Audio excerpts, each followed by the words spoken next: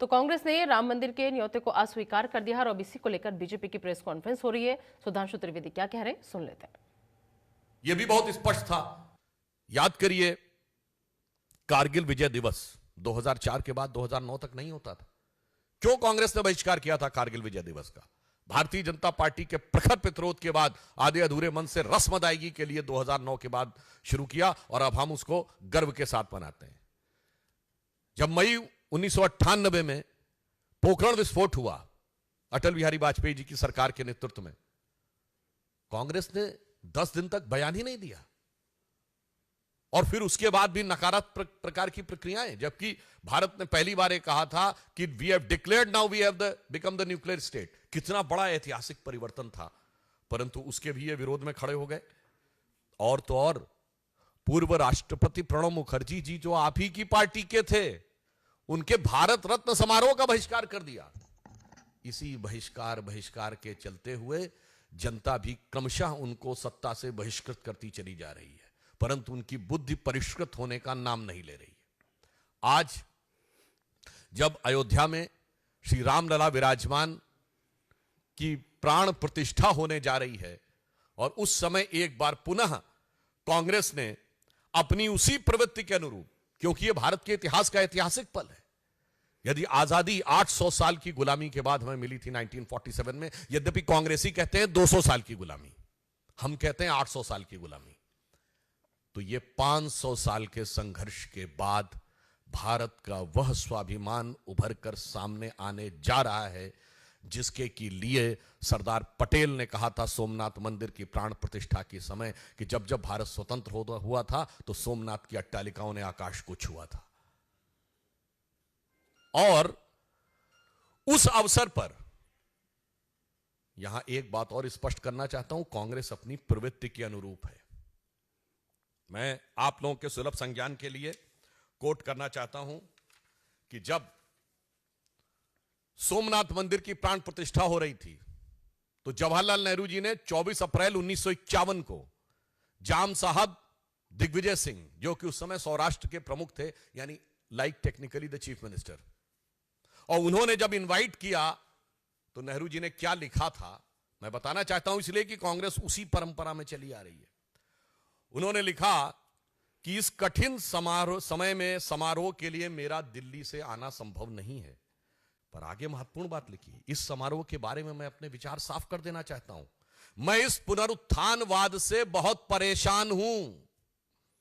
मेरे लिए बहुत कष्टकारक है कि मेरे राष्ट्रपति और मेरे कुछ मंत्री और राज प्रमुख के नाते आप, राज प्रमुख मतलब उस समय चीफ मिनिस्टर के नाते आप, सोमनाथ के इस समारोह से जुड़े हुए हैं और मुझे लगता है कि मेरे देश की प्रकृति के अनुरूप नहीं है और इसके परिणाम अच्छे नहीं होंगे। ये 24 अप्रैल 1951, सोर्स है selected works of Jawaharlal Nehru series 2 volume 16 part 1। बस वही तो परंपरा थी। उसके बाद इंदिरा जी के जमाने में गोरक्षक संतों पे गोलियां चली। इंदिरा जी के जमाने में 1976 में जब रूटीन खुदाई में राम मंदिर के खंभे निकल रहे थे तो वामपंथी इतिहासकारों के दबाव में रुकवा दिया गया। राजीव जी के जमाने में कार सेवकों की हत्या करने वालों का समर्थन हुआ। पीवी नरसिम्हा राव जी के जमाने में पता नहीं क्या क्या हुआ, वो आपको पता है। और सोनिया जी के जमाने में आते आते राम काल्पनिक होने का हलफनामा तक हो गया। यानी ये बहुत साफ है कि यह प्रवृत्ति जो आज कांग्रेस ने दिखाई है एक मौका था कि आज आप अपने को बदल कर दिखा सकते थे, परंतु आपने ऐसा नहीं किया। परंतु मैं एक और बात स्पष्ट करना चाहता हूं, यह नेहरू की कांग्रेस है, यह गांधी की कांग्रेस नहीं है। क्योंकि महात्मा गांधी का तो राजनीतिक दर्शन था राम राज्य।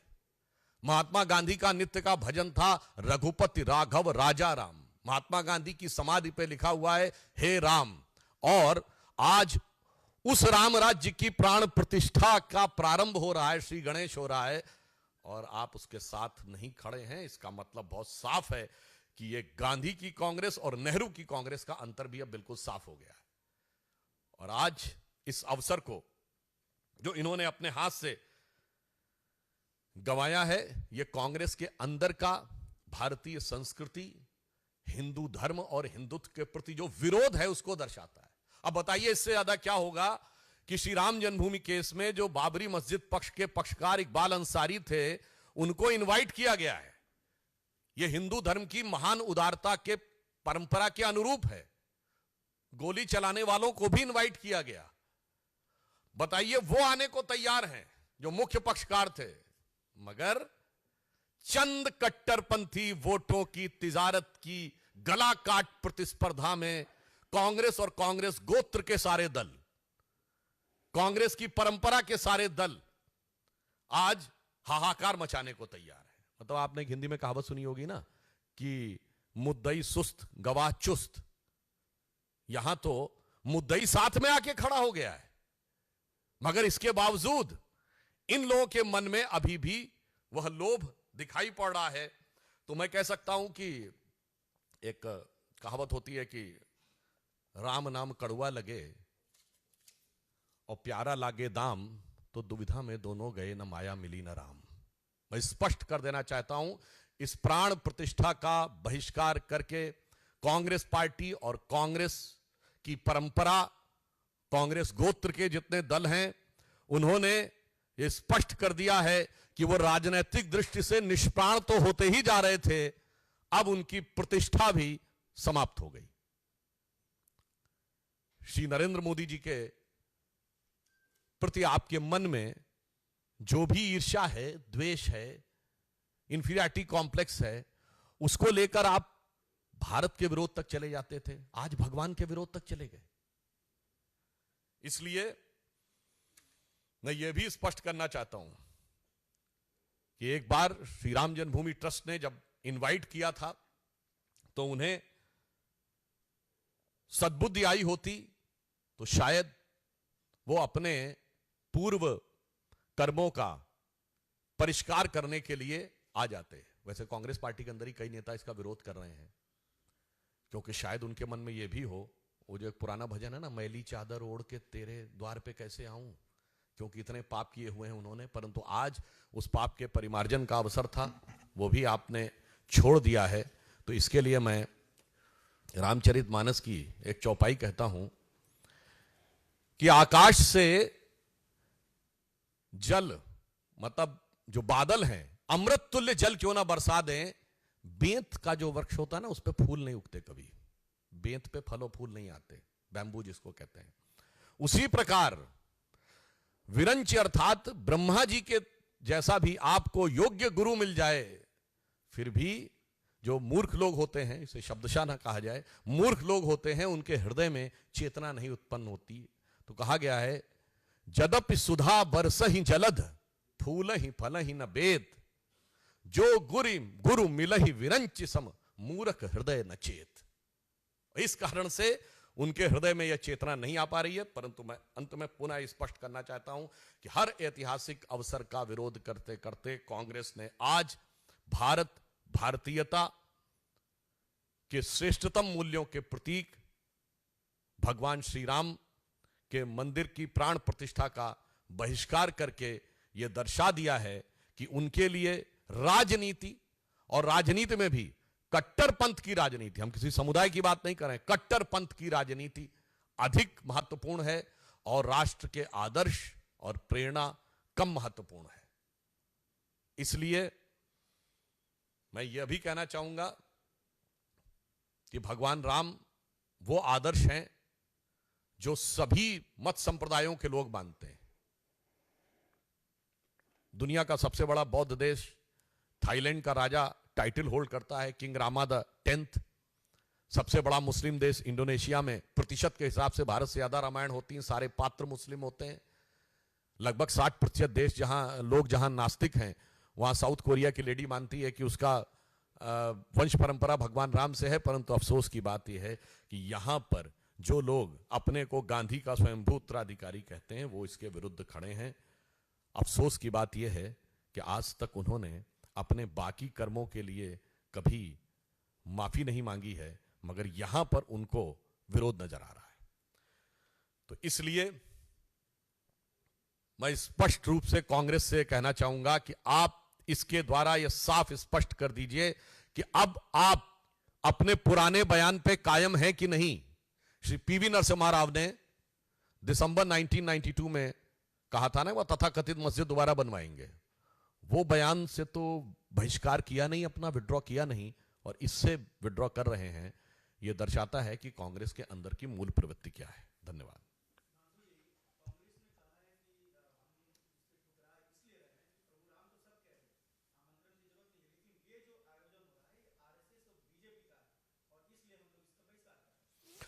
देखिए, यह आयोजन श्री राम जन्मभूमि ट्रस्ट के द्वारा हो रहा है, और भगवान के द्वार पर अपना पराया किसको नजर आता है? भगवान के द्वार पर इस दल और उस दल का कौन नजर आता है? परंतु हमने तो कभी नहीं कहा कि श्री राम जन्मभूमि के विरोध में आपके नेता वकील का चोला ओढ़कर खड़े होते थे। इसलिए इसका किसी संगठन विचार से कोई मतलब नहीं। यह भारतीय संस्कृति, भारतीय परंपरा के श्रेष्ठतम मूल्यों का प्रतीक है। इसलिए इसके बारे में वो करना सिर्फ एक बहाना ढूंढना है। जैसे किसी को कोई कार्य न करना हो तो वो बहाना ढूंढता है कि किस आधार पे हम इस चीज के में अवरोध उत्पन्न करें। तो चूंकि ये सदा सर्वदा से अवरोध उत्पन्न करते रहे थे, तो अंतिम समय पे भी कुछ ना कुछ विघ्न उत्पन्न करने का प्रयास कर रहे हैं। परंतु आप आश्वस्त रहिए, महान भारत की विकास यात्रा की प्राण प्रतिष्ठा मोदी जी के नेतृत्व में हो चुकी है, और अब भारत के सांस्कृतिक उत्थान और सांस्कृतिक गौरव की प्राण प्रतिष्ठा और सांस्कृतिक स्वाभिमान की प्राण प्रतिष्ठा श्री राम जन्मभूमि ट्रस्ट के द्वारा, इस कार्यक्रम के द्वारा हो रही है।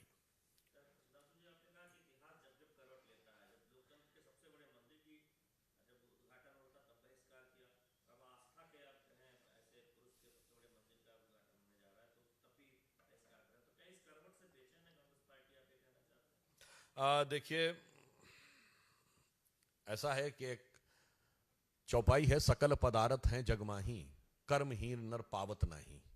तो सभी अच्छे अच्छे अवसर संसार में उपलब्ध हैं, परंतु कुछ लोग जो अपने कर्म से हीन होते हैं, उन्हें प्राप्त नहीं होता। इसलिए हर ऐतिहासिक अवसर पर भागीदार बनने से कांग्रेस वंचित रहती है और उसका विरोधी के रूप में खड़ी हो जाती है।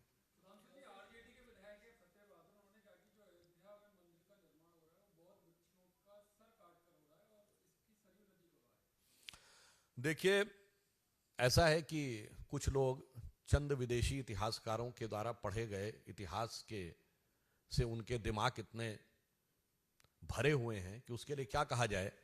वैसे तो उनसे अगर पूछा जाए कि कौन सी किताब में लिखा है तो वो बता नहीं पाएंगे। तो उनके लिए मैं एक ही पंक्ति कहना चाहूंगा कि अपने वतन पर सदियों तक है रही हुकूमत गैरों की, लेकिन कुछ चेहरों पर अब तक धूल है उनके पैरों की। ये लोग उसी कैटेगरी के हैं।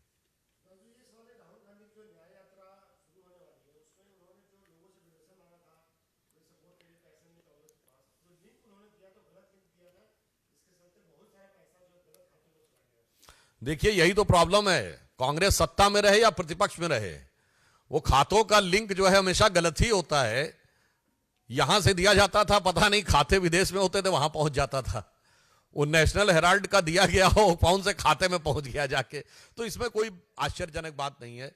ये तो इधर का माल उधर और उधर का माल इधर करने वाली कांग्रेस की पुरानी प्रवृत्ति के अनुरूप है।